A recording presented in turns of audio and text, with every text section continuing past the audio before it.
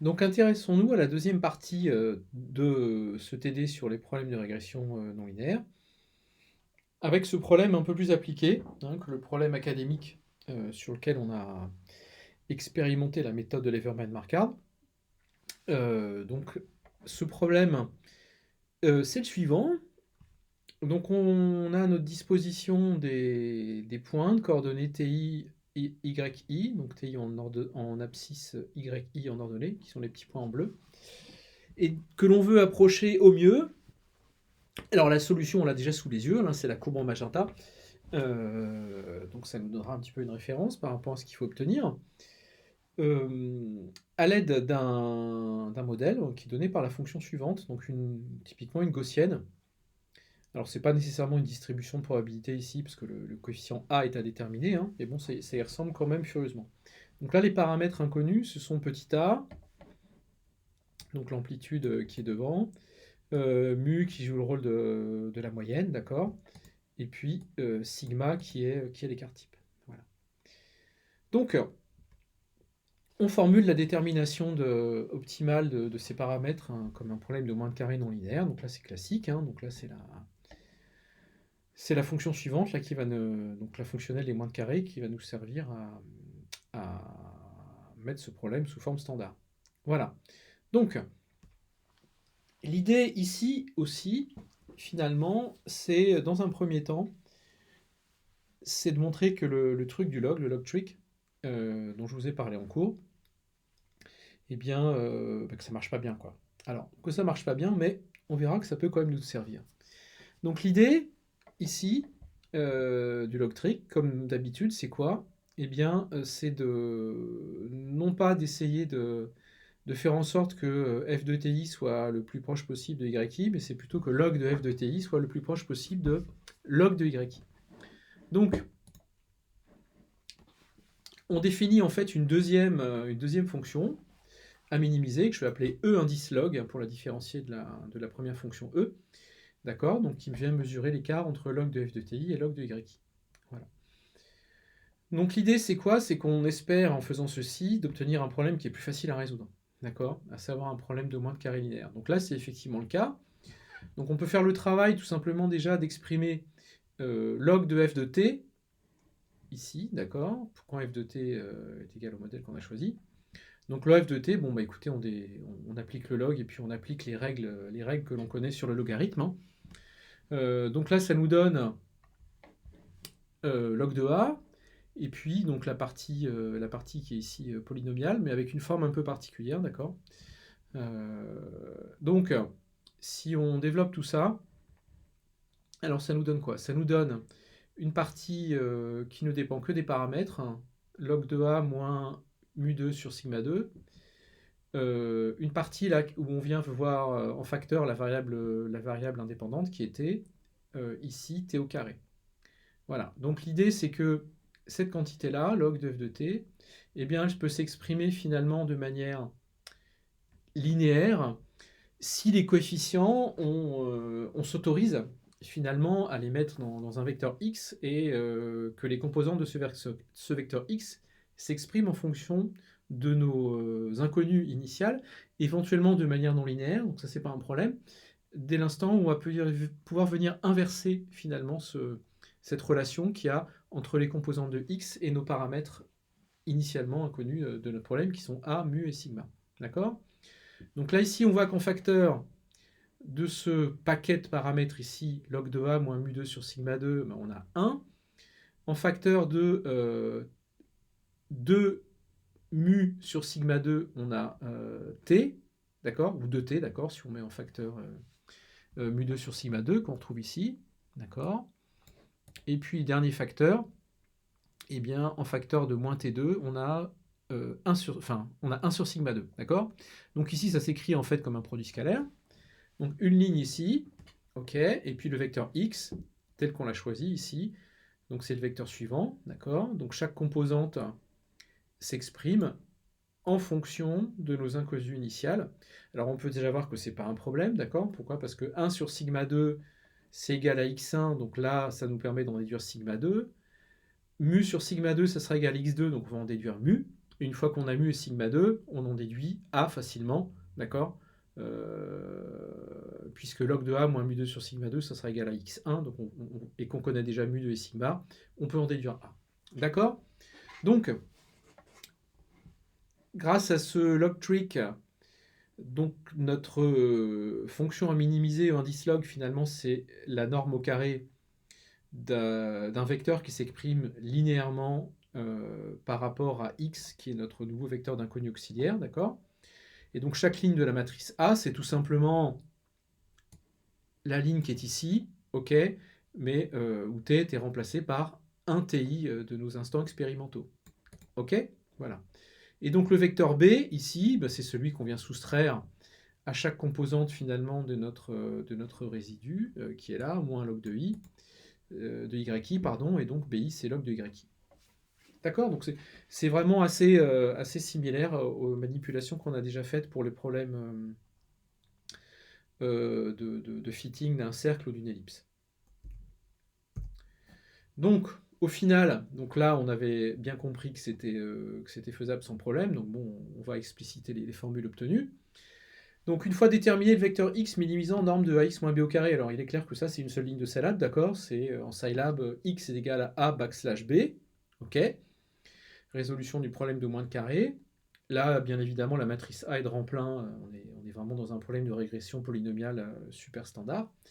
Donc, dans l'ordre, eh bien, pour retrouver les inconnus, bon, on pose tout simplement, on repose la définition de nos paquets finalement de paramètres, nos paquets non linéaires de paramètres qui à chaque fois sont égaux à une composante de x, et on commence typiquement par la troisième, d'accord, qui nous permet d'obtenir directement un coefficient. Donc sigma c'est 1 sur racine de x3, ok.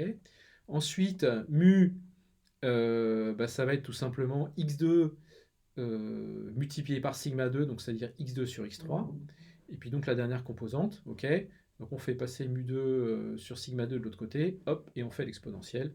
Ça nous donne a égale l'exponentielle de x2 au carré sur x3 plus x1. Voilà, donc on a vraiment tous les éléments pour faire ça dans Scilab. Donc il nous faut juste la définition de la matrice A, ok, donc qu'on a dans le slide précédent. Voilà, avec les lignes ici. Donc nous on la construira colonne par colonne. Et puis les relations qui sont là. Alors, on y va. Donc première chose que l'on va faire, c'est que l'on va venir charger le vecteur qui contient nos données. D'accord? Donc allons-y. A priori, le fichier s'appelait comme ça. Et on peut représenter nos données directement comme ça. Alors, on va sauver ça comme ceci.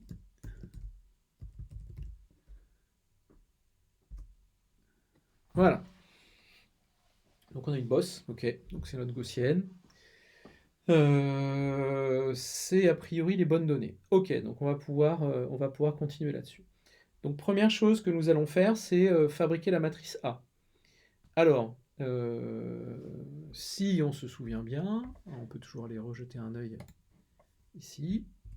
Voilà. Donc première colonne D1, ensuite 2 fois T, et ensuite moins T au carré. Donc c'est vraiment typiquement cette chose-là qu'on va aller récupérer dans Scilab. Donc je sais pas, on peut même faire copier-coller si on veut, peut-être. Allez, on y va. On va s'en servir. Donc allons-y. Alors, moi je ne garderai pas le signe moins, a priori. En général, c'est pas le bon caractère. Donc la colonne de 1, ça on l'a déjà fait dans le TD précédent. Même taille que T, suivi de 2 fois T, et puis de T au carré. Voilà. On traduit en Scilab ce qu'on a bestialement copié-collé à partir du PDF. Mais bon, ça marche. Ensuite, bon, résolution du problème de moins de carré. Il s'avère que le vecteur, d'accord, qui est au second membre, c'est log de y. Alors je ne vais pas définir b égale log de y. On va directement écrire les choses comme ça. Donc résolution du problème de moins de carré. Voilà. Est-ce que ça marche? Bon. Alors, on va pas spécialement regarder ce qu'il y a dans X, parce que c'est pas ça qui nous parle. Donc, on va commencer, tout simplement inverser les relations qui permettent de retrouver sigma, mu et a. Alors, sigma, si je me souviens bien, c'était 1 sur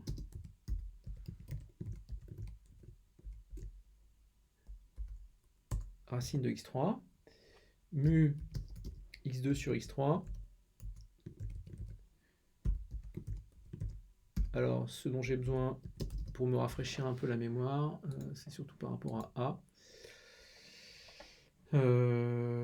Ok, donc ça fait x3 moins mu2 sur, plus mu2 sur sigma 2 et un coup d'exponentielle. Alors, allons-y. Exponentielle de x1 plus mu2 sur sigma 2. Enfin, on peut directement l'écrire comme ça. Hein.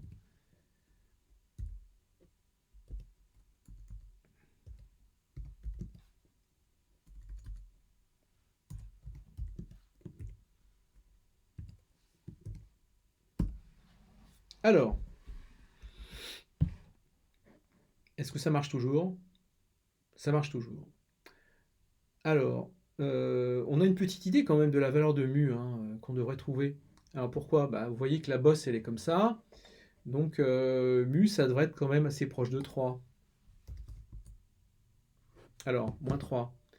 J'ai dû me tromper alors. Ah bah oui, j'ai oublié un signe, regardez. C'est moins t au carré.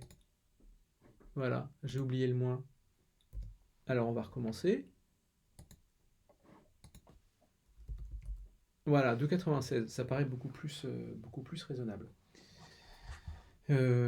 Ok.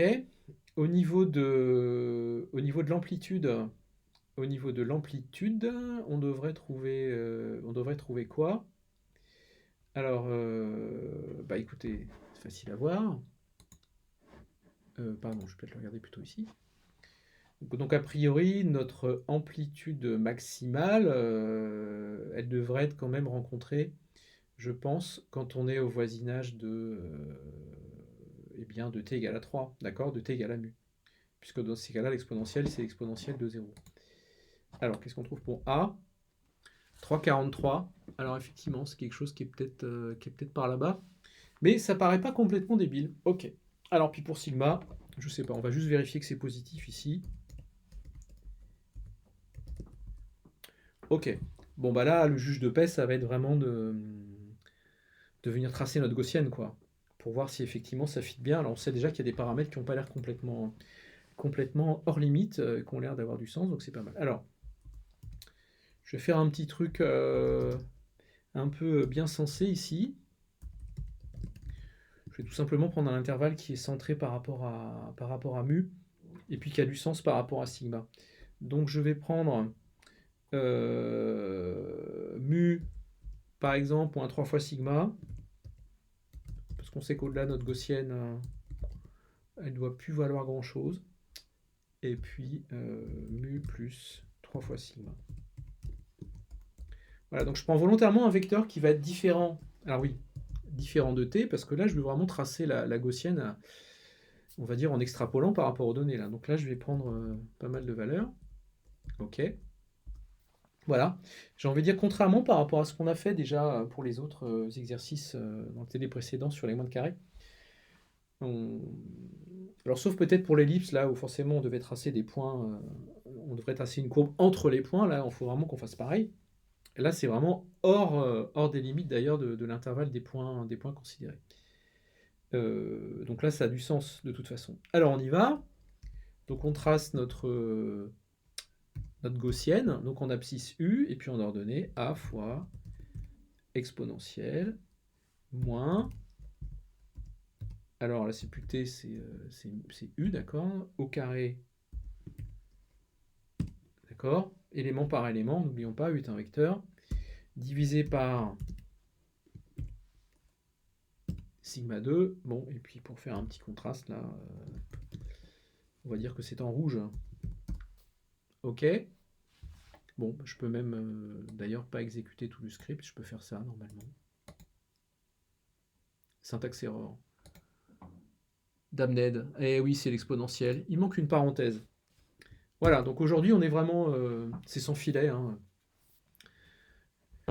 C'est du live. Je fais les mêmes erreurs que vous, ça m'arrive. Alors, on y va. Alors, bah, on va dire c'est pas mal, mais c'est quand même pas terrible. Alors, pourquoi c'est pas mal, mais c'est pas terrible? Alors, on voit que pour les données qui sont assez... pour les valeurs du graki qui sont petites, c'est pas trop mal. Par contre, en haut, ça va pas, alors vraiment pas, vraiment pas du tout, quoi. Là, je veux dire, la bosse, elle peut pas être si haut, quoi. Donc il y a vraiment quelque chose qui va pas, et on verra peut-être un peu par la suite. Alors, ce qui paraît certainement problématique par rapport au fait qu'on fasse le log des YI, c'est qu'on voit que les valeurs ici qui sont assez basses, eh bien forcément elles se retrouvent à avoir un poids qui est anormal par rapport aux autres valeurs. Donc là, si on voulait même tout simplement voir qu'il y a vraiment un défaut, on va dire, de modélisation, là on le voit vraiment très bien, là, c'est-à-dire on voit bien qu'il y a la courbe est toujours systématiquement au-dessus des données quand on est vraiment dans la partie centrale. Voilà. Donc ça marche pas bien. Ça marche pas bien, mais c'est un bon début, et typiquement, en fait, pour les méthodes itératives, comme la méthode de Leverberg-Marquardt qu'on va utiliser maintenant, pour résoudre le vrai problème de moins de carré, sans utiliser le log trick, eh bien, ces valeurs, elles peuvent vraiment être d'une aide pour, comme valeur initiale, d'accord? Puisque toutes les méthodes qui sont basées sur la linéarisation, comme la méthode de Newton, là, la méthode de Leverhulme-Marquardt, où on linéarise le résidu, il est clair que tout ça, ça fonctionne bien quand on a vraiment des points de départ qui ne sont pas trop éloignés de la solution, ou quand on a de la chance. Mais il vaut mieux essayer d'avoir des points de départ qui ne sont pas trop mauvais. Et là, on voit typiquement, ça c'est vraiment l'exemple typique où il y a une méthode simple, pas itérative, qui donne des valeurs de départ pour nos paramètres qui sont vraiment de valeur, même si on s'arrête à ce stade-là, elle donne des choses qui ne sont pas satisfaisantes. Ok? Alors, donc la suite, c'est quoi maintenant? Eh bien, c'est d'enchaîner sur la vraie résolution du vrai problème, pardon, avec la méthode de Leverhulme-Marquardt. Donc, il y a, il y a plusieurs ingrédients dont on va avoir besoin. On va procéder un petit peu comme pour la première partie de ce deuxième TD, c'est-à-dire qu'on va déjà définir la fonction qui calcule notre résidu. D'accord? Ok. Alors, allons-y.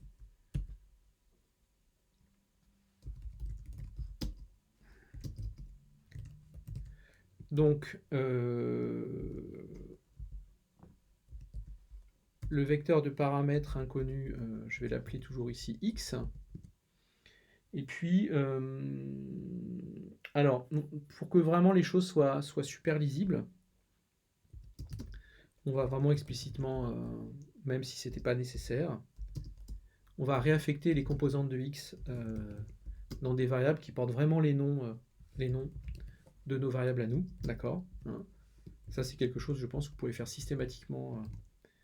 Ça aide vraiment à la lisibilité, à la compréhension de ce qu'on écrit, même après pour des personnes à qui vous passez vos codes. C'est vraiment pédagogique de faire comme ça, plutôt que de coder en dur directement les composantes du vecteur, parce que là, on a tendance à un peu oublier finalement ce qu'on est en train de faire. Voilà, donc là, on va venir soustraire alors cette quantité ou son opposé. Alors je vais carrément faire le feignant. Regardez, je vais faire ça. Et puis je vais venir remplacer U par T. D'accord? N'oubliez pas de le faire si vous faites effectivement ce copier-coller brutal comme moi. Et donc à ça, bien évidemment, on va venir soustraire le vecteur Y. Donc là, on ne passe pas en paramètres. On sait qu'on peut y accéder parce que les variables du contexte appelant sont visibles dans les fonctions. Toujours, bon, c'est pas super propre, mais bon, là, on ne va pas compliquer les choses dans le cadre du TD. D'accord? Donc voilà le vecteur résidu.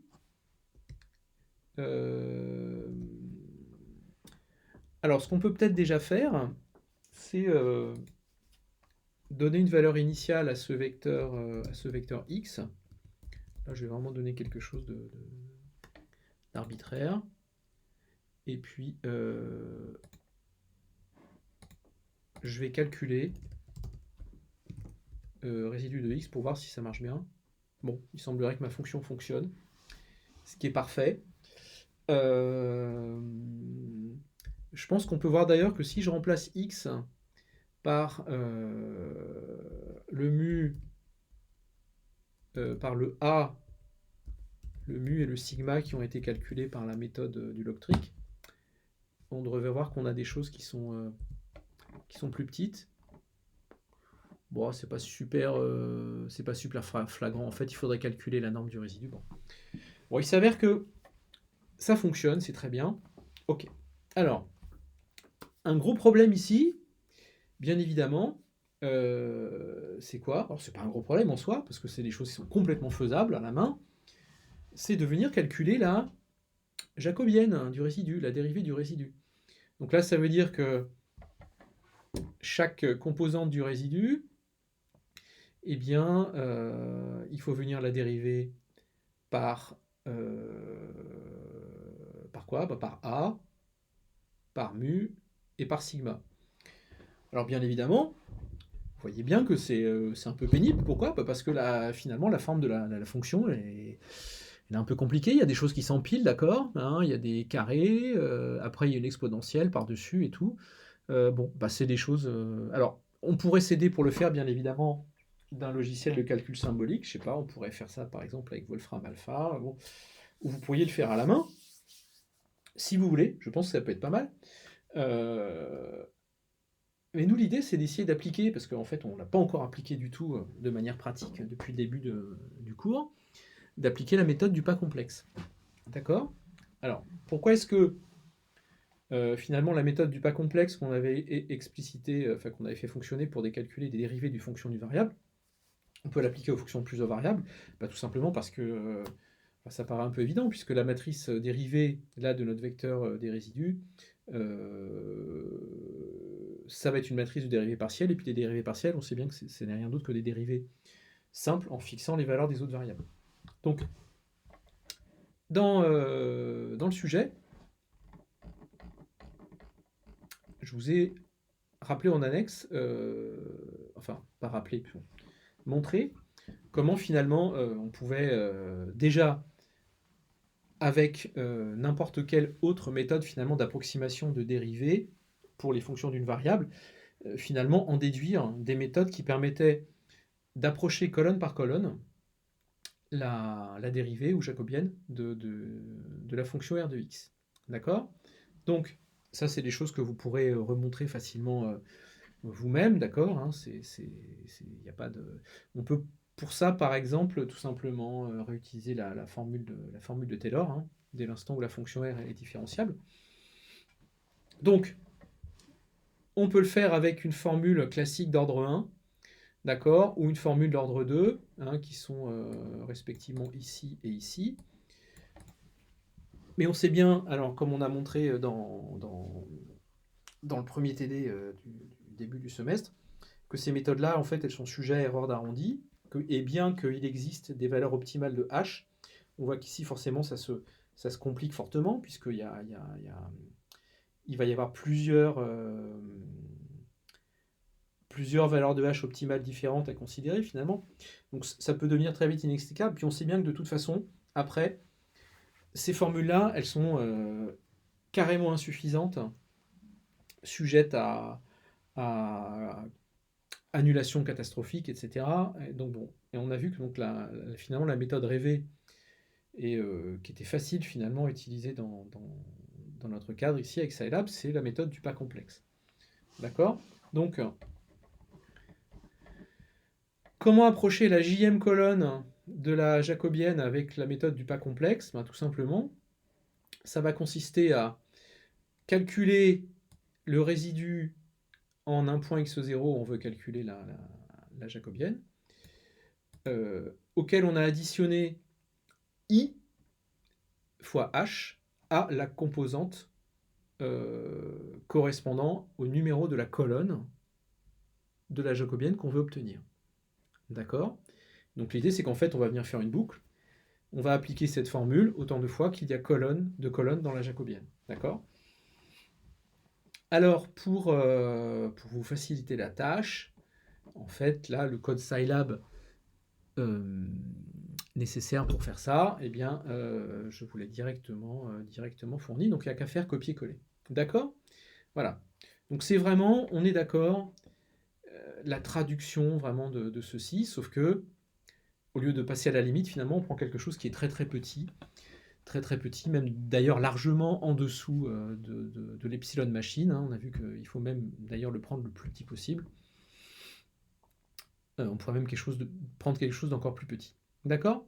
Donc là, on retrouve vraiment les concepts dont j'ai parlé ici, à savoir qu'à chaque fois, le vecteur en lequel on va calculer r de x, ici, c'est le vecteur x, qui est en fait x0, et à la jème composante, on est venu ajouter l'imaginaire pur multiplié par h, d'accord? Et donc ensuite, on prend la partie imaginaire, on divise par h de cette quantité, d'accord? Alors, je vais venir copier ce morceau de code. Alors, je ne vais pas le mettre dans le fichier ici principal, pour pas alourdir les choses. Je vais recréer une fonction, comme ceci. Je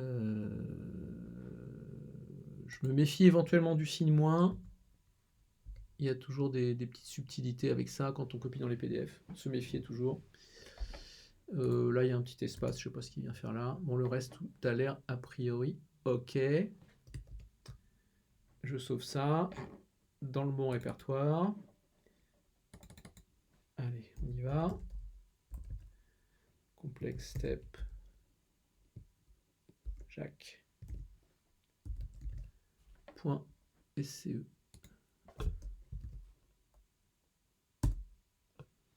Voilà.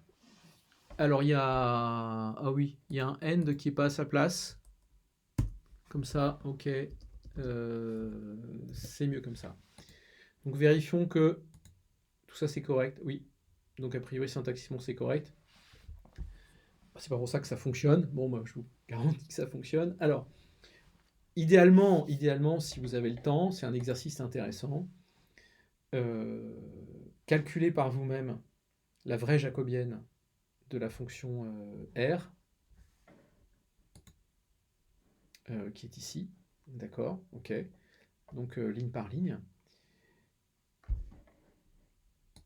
Et pour un x0 donné, comme par exemple celui-ci, celui de départ, comparez ce que vous donne le calcul exact de votre jacobienne avec le calcul qui est fait par la méthode du pas complexe. Alors normalement, vous devrez constater que à epsilon, à la précision relative machine press, c'est vraiment la même chose. Ok? Voilà. Alors, donc, pour que cette fonction puisse être utilisée dans le script précédent, ce que je vais faire, c'est que je vais l'exécuter une fois, d'accord, puisqu'elle n'a pas besoin d'être définie plus, d'accord. Donc, enfin, c'est ce que j'ai fait, ok. Voyons voir si elle est bien connue. Ok, donc ça a l'air d'être ok. Ah oui, alors, justement, vérifions qu'elle nous renvoie quelque chose.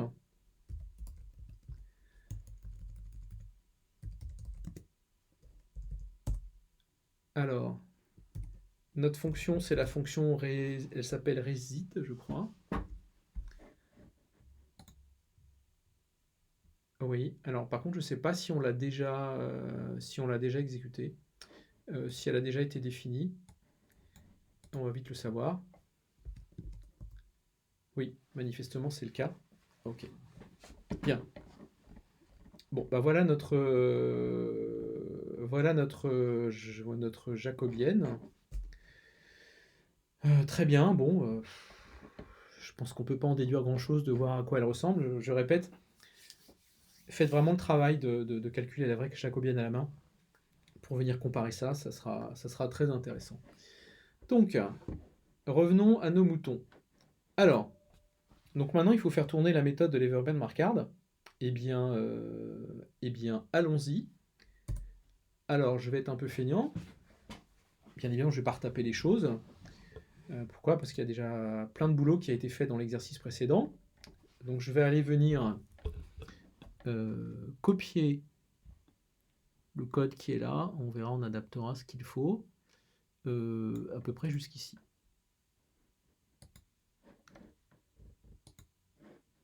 Donc, je viens le coller ici. Voilà. Alors, la matrice identité ici, ça va être la matrice identité à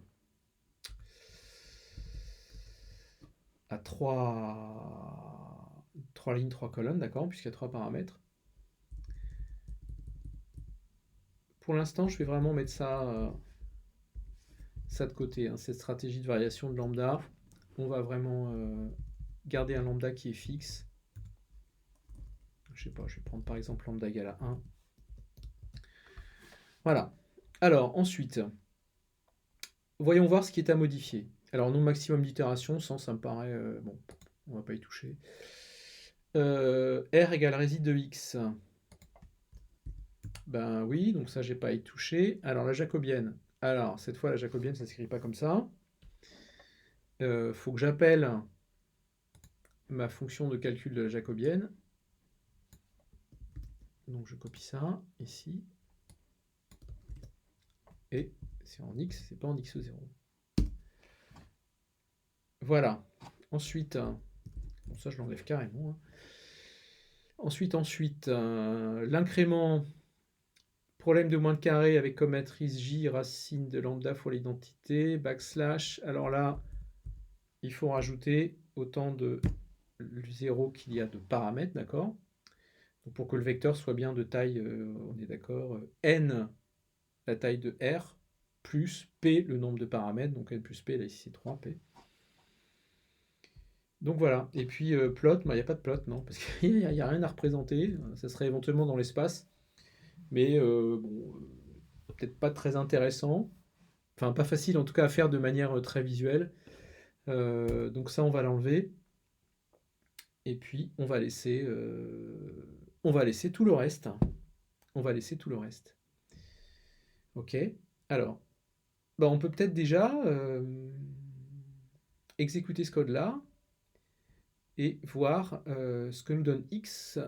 Parce que là, x, cette fois, faites bien attention. X, c'est vraiment censé être un vecteur avec en première composante quelque chose qui est le a identifié, ensuite le mu et ensuite le sigma. Ok. Invalide index at line 6. Aïe aïe aïe. Tiens, tiens. Alors, R de x sur H.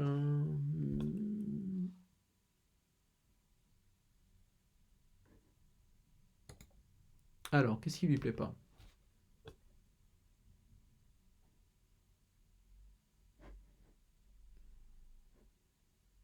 Ah bah tout simplement parce que ici la fonction s'appelle réside. Voilà. Donc bon, c'est vraiment du live hein, aujourd'hui, c'est clair là. Vous voyez tous les bugs possibles et imaginables qu'on peut rencontrer. Bon là c'est pas des gros bugs. Hein. Vous avez vu, c'est le résultat d'un copier-coller qui n'a pas été complètement bien mis à jour. Donc ça c'est résultat. Attention au copier-coller. Voilà. Donc là ça marche nettement mieux. Alors, combien a-t-on fait d'itérations? Déjà, ça peut être une bonne information. 11 itérations. Donc, ça veut dire manifestement qu'on a convergé, en tout cas dans la tolérance qu'on s'est fixée. Et qu'est-ce qu'on a trouvé dans X? Ah, alors c'est des choses qui sont différentes, très légèrement différentes du sigma, du mu et du a qu'on a trouvé précédemment. On va vite s'en rendre compte. Alors, comment fait-on pour s'en rendre compte éventuellement? Eh bien, on va venir faire quoi? Venir tracer de la même manière qu'au-dessus.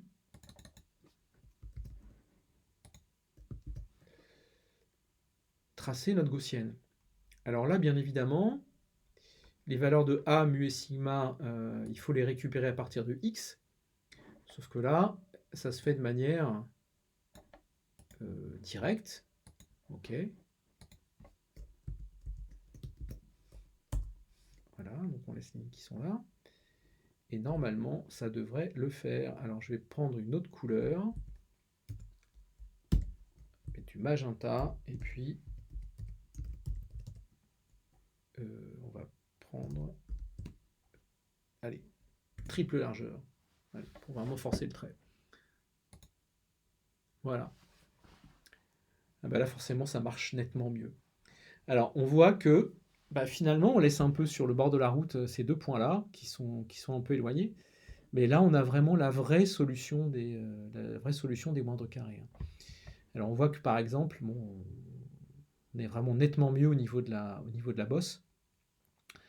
Voilà. Alors, vous voyez que là, finalement, on a fait 11 itérations en partant un peu de n'importe quoi, là, comme vecteur.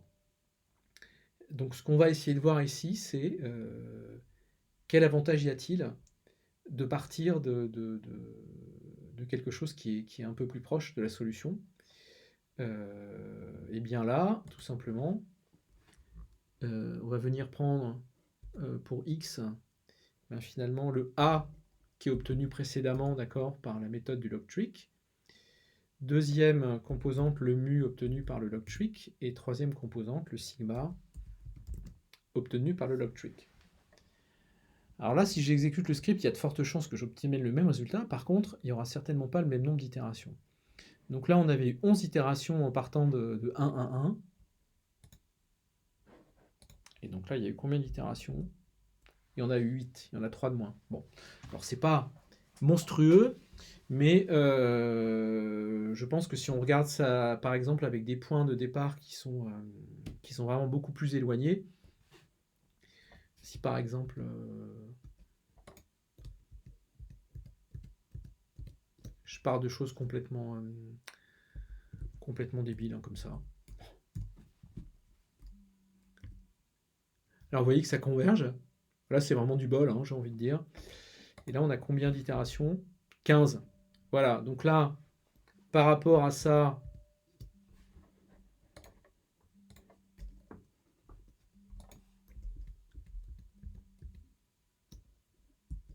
si on revient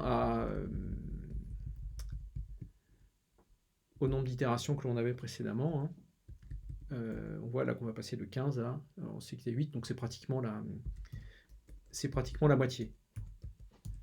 Ok? Voilà. Alors, bon, bah c'est effectivement pas mal du tout. Donc, je regarde si on n'a pas oublié de questions fondamentales. Alors, je pense qu'on a un petit peu tout... Ah non, justement, voilà. Il y a un point important, c'est bien évidemment cette question-là. Alors, je vous ai souvent dit en cours c'était bien de réinventer la roue, enfin tout du moins sur des cas académiques, de réinventer la roue soi-même pour essayer de comprendre comment fonctionnent les méthodes. Donc là, c'est vraiment ce que l'on a fait dans le cadre de STD. Donc, il y a quand même une fonction Scilab qui se débrouille très très bien pour résoudre ces problèmes-là, qui fait varier lambda de manière optimale, qui est la fonction lsqrsolve. Alors, comment est-ce qu'on l'utilise? Donc là, l'idée, c'est d'essayer de voir qu'on obtient vraiment bien la même chose.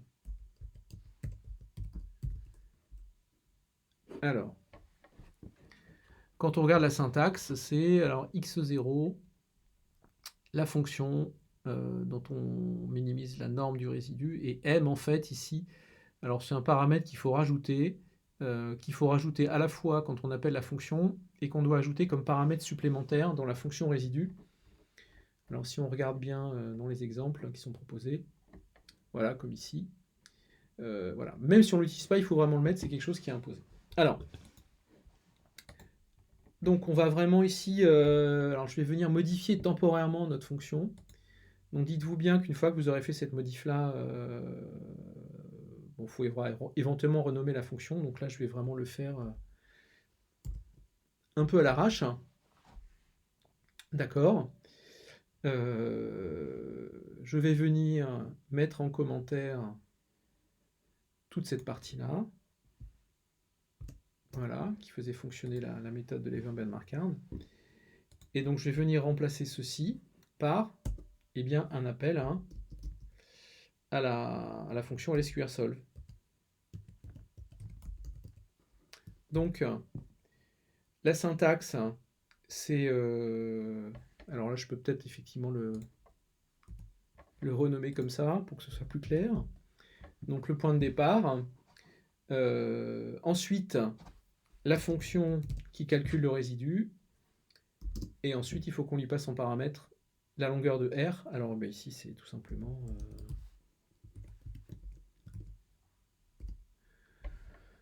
la longueur de R, c'est T ou Y. On va prendre Y, par exemple. Voilà. Donc là, bah normalement, ça devrait donner la même chose. Ah bah oui, ça donne la même chose. Alors, là, on n'a pas accès au nombre d'itérations. Si on voulait indiquer le nombre d'itérations, il faudrait tricher un petit peu. Je vais faire... Alors, ça ne va pas être finalement ici le nombre d'itérations, donc je ne vais pas le faire. Ça va être le nombre de fois où la fonction résidu a été appelée. Alors, ce que vous notez quand même ici, c'est que je lui donne vraiment peu d'informations à lsqrsolve. Je lui donne uniquement la fonction résidu. Donc ça veut dire que si à l'intérieur il y a, donc ce qui est le cas, quelque chose qui est du type Levenben-Marquardt, il y a forcément une approximation de la jacobienne parce que je ne lui ai pas donné accès à ma fonction qui approchait ma jacobienne. Donc là, ne perdez pas de vue que quand vous utilisez lsqrsolve avec sans donner le paramètre optionnel, vous pouvez voir dans la page d'aide, en fait, on peut le donner, qui permet de calculer la jacobienne, eh bien la jacobienne, elle est approchée, mais attention, avec justement des méthodes qui ne sont pas, pour nous, admissibles hein, du point de vue numérique. Alors pourquoi par défaut, c'est des fonctions des méthodes d'approximation qui sont comme ça, parce qu'il n'y a aucun a priori que, en fait, on pourrait tout simplement, par exemple, appeler votre fonction avec des arguments complexes. Bon, ça c'est clair qu'on ne peut pas le supposer. Donc lsqrsolve, lorsqu'il approche la jacobienne, il fait avec des méthodes classiques. Donc c'est sujet vraiment à arrondi, annulation catastrophique, etc. Voilà. Alors, donc, bah, finalement, on a un peu fait le tour, là. Donc on a montré finalement que les méthodes finalement basées sur... là où on résout un problème qui n'est pas exactement le problème initial, mais qui donne des approximations, c'est vraiment quelque chose qui est super important. Et ensuite, bah finalement, la méthode de Levenben-Marquardt fonctionne très très bien. On peut, à vrai dire, même peut-être la programmer soi-même de manière pas si mauvaise par rapport à ce qu'est capable de faire Scilab. Et donc ne perdez pas de vue que, je répète, par rapport à lsqrsolve, on peut très bien lui fournir en argument supplémentaire, allez voir dans la page d'aide, le nom d'une fonction qui calcule la jacobienne. Et donc dans cette fonction qui calcule la jacobienne, vous pouvez implémenter la méthode du pas complexe. Donc là, vous seriez comme ça dans une situation vraiment complètement optimale, c'est-à-dire un algorithme utilisé par SQLsolve qui est vraiment mieux disant par rapport à ce que vous faites, et une jacobienne qui est donc soit calculée de manière exacte, ça c'est bien, donc dans ces cas-là, il faut que vous fournissiez une fonction qui calcule la jacobienne de manière exacte, soit une fonction qui calcule la jacobienne de manière approchée, mais de manière optimale du point de vue numérique, donc ici avec la méthode du pas complexe. Voilà, donc je vous remercie de votre attention, et puis n'hésitez pas si vous avez des questions à utiliser le forum. Merci.